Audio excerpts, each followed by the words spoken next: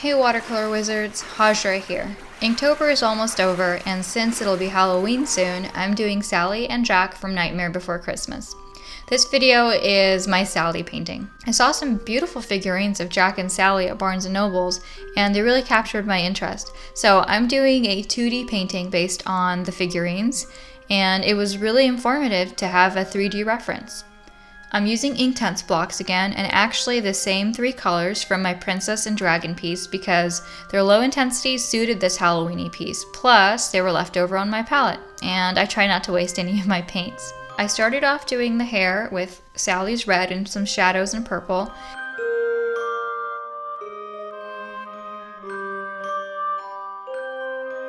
I did the skin and face using a brand new 20/0 spotter brush.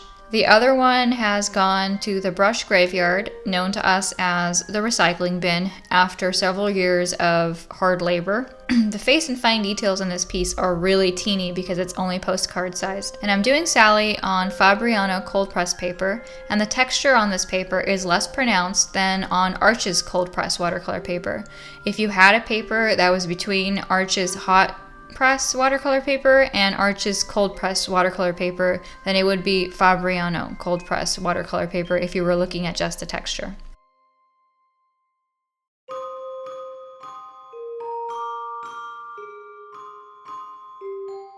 I didn't forget the wells under her eyes, but since the shading of the lashes and the outlines of the eyes and the wells are all in blue, the dilution or value difference needs to be enough so it doesn't all turn into a single blue blob.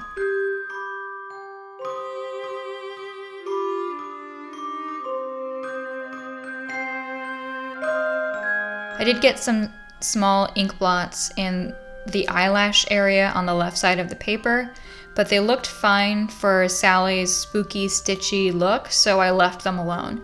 If anything not fine happens, then you can use white ink for a patch job, but I do try to avoid it as the surface reflection of the paper changes on that white area and it calls more unwanted attention to itself.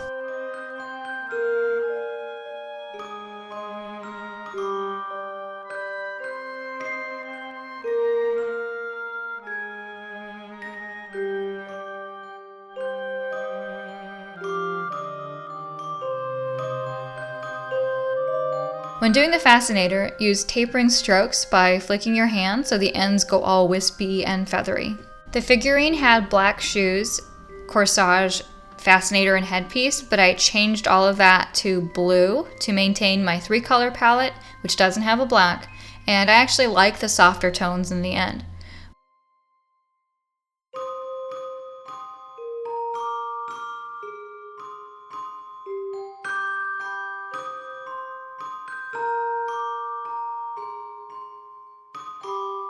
With the patchwork dress, I also changed some colors for better contrast, like replacing an area of beige for a low-intensity green, black stripes for more colorful purple ones, and changing out a brown patch for a nice yellow patch.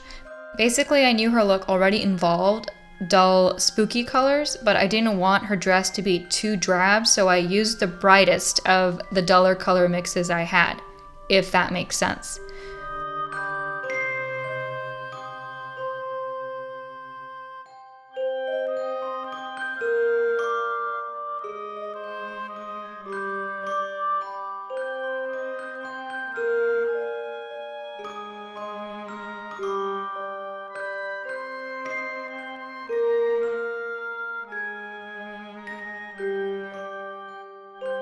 Also, I did the stitches and outline with either a blue or a purpley brown because these are more subtle and blend in better than if I had just used some black lines with ink.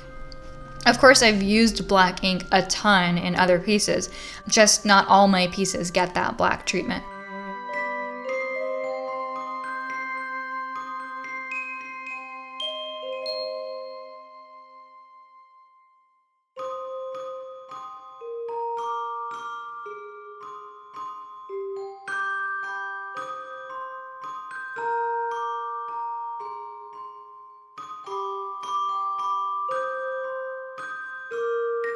I did use some white to make pink for some of the dress patches and also for dot highlights in the trim on her headband and dress and accessories.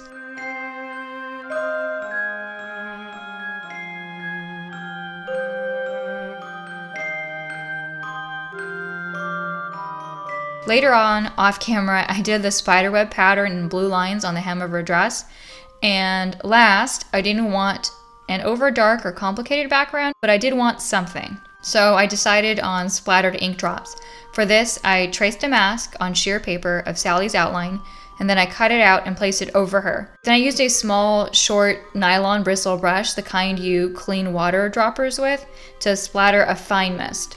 The drops are so fine, they added an almost blue, misted, rough airbrush look in the background.